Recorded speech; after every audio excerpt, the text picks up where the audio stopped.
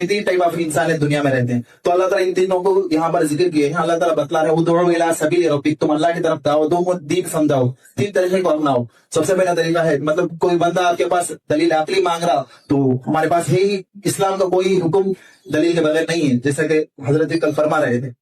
तो दूसरा बंदा होता है कोई अगर इमोशनल से रहते हैं, जैसे कि इंडिया और इंडियन सब कॉन्टिनेंट के जो आदमी जो लोग हैं यहाँ पर इस्लाम आकर इमोशनल तौर पर फैला है, तो यहाँ ये दूसरी कैटेगरी के रहते हैं। तीसरे आकर रहते हैं आर्गूमेंटल, यहाँ ये लोग आकर मुनाजिरे के बगैर नहीं समझते, मुनाजिरे के बगैर नहीं समझते। और आर्गूमेंट अल्लाह ताला कह रहे हैं किस अंदाज में, ये हसन, हम आज इसको छोड़ देंगे ये हसन को, तो ये हमारी गलत चीजें हैं, तो इसको भी सुधारने की जरूरत है। और एक और बड़ी बात ये है कि इल्हाद का मुकाबला इत्तेहाद के बगैर नहीं किया जा सकता। आज अगर हम बटे रहे कि तुम फला मस्जिद से ताल्लुक रखने वाला हो, हम अपने ही दरमियान नफरत पाते रहे, हम अपने ही दरमियान आकर लड़ाई झगड़ा करते रहे, बिल्कुल भी नहीं कर सकते। कि साहब मैं जब दारुल से आ गए तो हमारे मौलाना ने कहा कि अपने आसपास के इलाकों का जायजा लो। अफसोस के साथ मुझे कहना पड़ रहा है कि मैंने छोटे से छोटे गाँव में गया, दो मस्जिदें रही थी, तो एक इमाम की दूसरी इमाम से नहीं बनता, क्या हम ऐसे उम्र की क़ियादत कर लें? भाई सब मिलकर इल्हाद का मुकाबला किया जाता है। अगर महीने में एक मरतबा हमारे पास होता ही है स्टूडेंट्स के जोड़, जहां पर सारे कॉलेज के बच्चों को जमाया जाता है, बैत क्या होता है वहां पर, हम इमोशनल अंदाज में लेके जाते हैं। पढ़ने वाले तलबा अक्लमंद होते हैं, उनको लॉजिकल की जरूरत होती है, हम वहां पर लेके चले जाते हैं, जिससे कहानियां सुनाकर उनको भेज देते हैं। आज तक हमारे बयान में ये चीज नहीं आई, मतलब जैसा कि मुफ्ती साहब ने कहा कि जो मरीज है उसको इलाज करने की जरूरत है, तो हमारे पास दवा है, ये तो बताना जरूरी है ना कि हम इन चीजों पर बहस कर सकते हैं, ये भी बताना जरूरी है ना।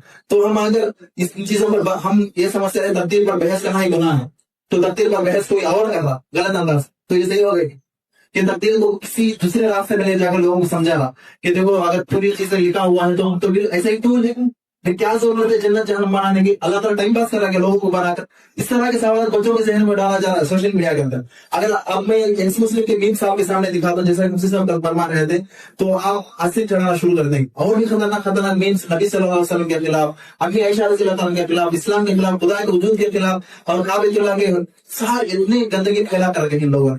लेकिन हम इन सबसे दूर, हम अपने इख्तिलाफ में पड़े हैं कि वो देखो आज अगर हम ये भी तय कर लिया कि स्टूडेंट्स का जो जोड़ होता है वहां पर दो उलमा बैठ जाए, उनके जो भी सवाल आते हैं हम जवाब देंगे, चाहे गैर मुक़ल्लिदियत से ताल्लुक रखता हो, चाहे इल्हाद से रिलेटेड हो, चाहे किसी भी फितने से रिलेटेड हो, तो क्या उस शहर के अंदर कोई फितना दाखिल होगा? अगर आप नहीं जानते होंगे तो आपसे जो बड़े उलमा है उससे रब्ता करें, वो नहीं जानते हो तो रिसर्च करें, कहीं ना कहीं जवाब तो होगा ना।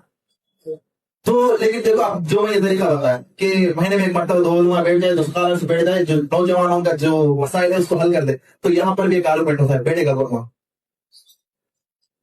मतलब इतने शदीद इख्तिलाफ अपने अंदर नहीं, ये चीजें मैं 6 महीने में प्रैक्टिकल देखा हूँ।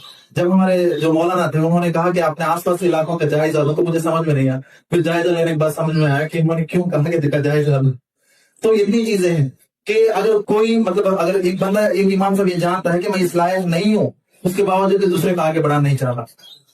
आज के जमाने में प्रैक्टिकल तौर पर कह रहा हूँ कि नौजवान उलमा जितना डिजिटल मीडिया को जानते हैं उतने बड़े उलमा नहीं जानते, सोशल मीडिया को नहीं जानते।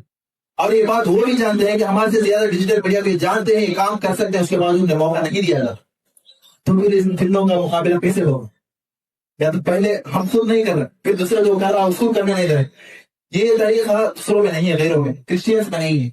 हमने ईसाइयों की तारीख पढ़ी है, उनके जो आर्टिकल्स है उसमें पढ़ा है, और इसी तरह साइंसदानों के आर्टिकल्स पढ़ी है कि कहीं सर ये सारी चीजें आज जो मॉडर्न जनरेशन है जो नई नई चीजें तरक्की करते हुए हमारे सामने आ गई, यूं ही नहीं आ गई, एक ही बंदे से नहीं हो गई, सालों सालों मेहनत लगी है। किसी एक ने शुरू किया, उसके खत्म पर वहां से दूसरा बंदा शुरू किया, वहां से दूसरा बंदा शुरू किया, और जो जिसके हाथ पर इख्तिताम होता है उसका ही लेवल लगता है, इनका नाम नहीं लगता। ये चीज इनको ही मालूम है, लेकिन उसके बावजूद इस चीज को आगे बढ़ाया।